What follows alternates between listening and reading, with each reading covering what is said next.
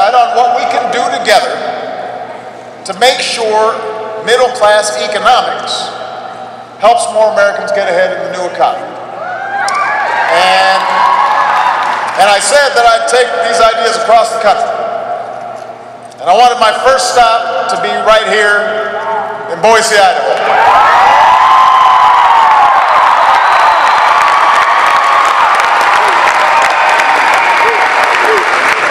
Now, there are a couple of reasons for this. The first is because last year, Michelle and I got a very polite letter from a young girl named Bella Williams, who is here today. Where's Bella? There she is, right there. Wave, Bella. Woo! Bella's 13 now, but she was 12 at the time. So she wrote me a letter and she said, I know what you're thinking. Wow, what's it like in Boise, Idaho? So she invited me to come visit. And she also invited me to learn how to ski or snowboard with her. Now, as somebody who was born in Hawaii, where there's not a lot of snow, let me put it this way, you do not want to see me ski. Or at least the Secret Service does not want to see me ski. But what I do know about Boise is that it's beautiful. I know that because I had been here before. I campaigned here in 2008.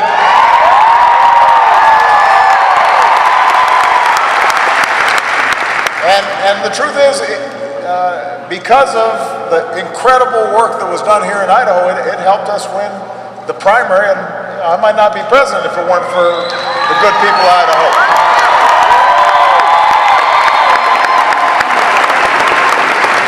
Of course, in the general election, I got whooped. I got whooped twice, in fact.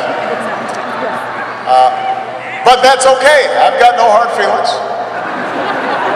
In fact, that's exactly why I came back. Because I ended my speech last night with something that I talked about in Boston just over a decade ago. And that there is not a liberal America or conservative America, but a United States of America. Everything's market segmented, and you got the conservative station and the liberal stations. So everybody's only listening to what they already agree with. And then you've got political gerrymandering that sorts things out so that every district is either one thing or the other. And so there are a lot of institutional forces that make it seem like we have nothing in common. One of the great things about being president is you travel all across the country, and I've seen too much of the good and generous and big-hearted optimism of people, young and old, folks like Bella. I've seen how deep down there's just a core decency and desire to make progress together among the American people. That's what I believe. But as I said last night, now we've got to choose what future we want. Are we going to accept an economy where only a few of us do spectacularly well? Or can we commit ourselves to an economy that generates rising incomes and opportunities for everybody who's willing to try hard? It's years we've been working to rebuild our economy on a new foundation. And what I want people to know is, thanks to your hard work and your resilience, America is coming back. And you'll recall when we were in the midst of the recession, right after I came into office, there was some arguments about the steps we were taking. There were questions about whether we were doing the right thing. But we believed we could reverse the tide of outsourcing and draw new jobs back to America. And over the past 5 years, our businesses have created more than 11 million new jobs. And every step of the way, we were told that these goals were too misguided, or they were too ambitious, or they'd crush jobs, or they'd explode deficits, or they'd destroy the economy. You remember those, right? I bet that every step we took, this is going to be terrible. And instead, we've seen the fastest economic growth in over a decade. And we've seen the deficits, as I said, go down by 2/3. And people's 401ks are stronger now because the stock market has doubled. And healthcare inflation is at the lowest rate in 50 years. Lowest rate in 50 years. Here in Boise, your unemployment rate has fallen below 4%, and that's almost 2/3 from its peak 5 years ago. So, the ruling on the field stands. Middle-class economics works. Expanding opportunity works. These policies will keep on working as long as politics in Washington doesn't get in the way of our progress. Number one, it means helping working families feel more secure in a constantly changing economy. It means helping folks afford childcare and college and paid leave at work and health care and retirement. And I'm sending Congress a plan that's going to help families with all of these issues. Lowering the taxes of working families, putting thousands of dollars back into your pockets each year. Giving you some help.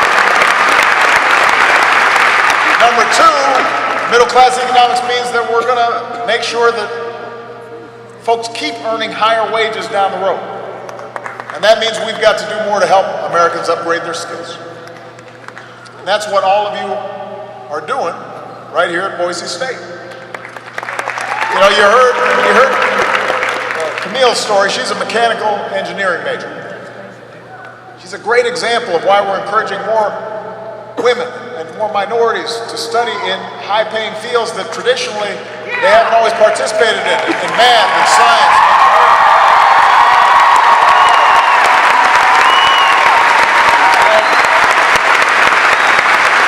Camille's done research for NASA. She's gotten real job experience with industry partners. She's the leader of your microgravity team. Woo! And by the way, she's a sophomore. So by the time she's done, she might have invented time travel by the time she's done here at Boise. But the point is, I want every American to have the kinds of chances that Camille has, because when we've got everybody on the field, that's when you win games. I mean, think about if we had as many young girls focused and aspiring to be scientists and astronauts and engineers. You know, that's a whole slew of talent that we want to make sure is on the field.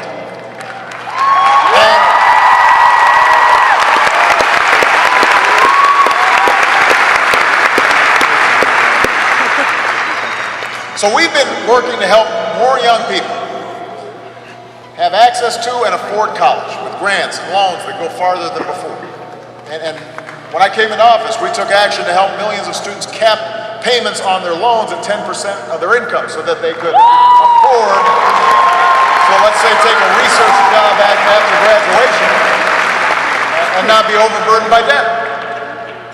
That's why I want to work with Congress to make sure every student already burdened with loans can reduce your monthly payments by refinancing.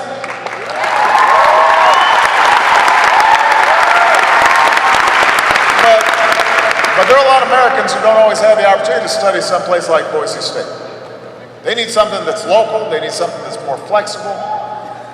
You got older workers looking for a better job, or you got veterans coming back and trying to figure out how they can get into the civilian workforce. You got parents who are trying to transition back into the job market, but they've got to work and pay the rent, look after their kids, but they still want to make something of themselves. So they can't always go full-time at a four-year institution, and that's why I'm sending Congress a bold new plan to lower the cost of community college to zero. I know there are Republicans who disagree with my approach. I could see that from their body language yesterday.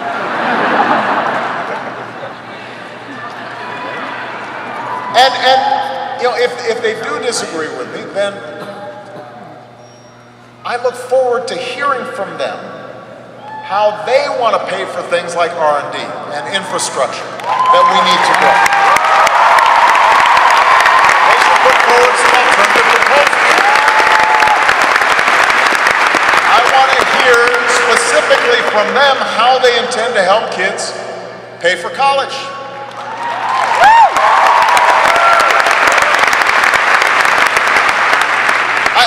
It is perfectly fair for them to say, we've got a better way of meeting these national priorities. But if they do, then they've got to show us what those ideas are. And what you can't do is just pretend that things like childcare or student debt or infrastructure or basic research are not important. And you can't pretend there's nothing we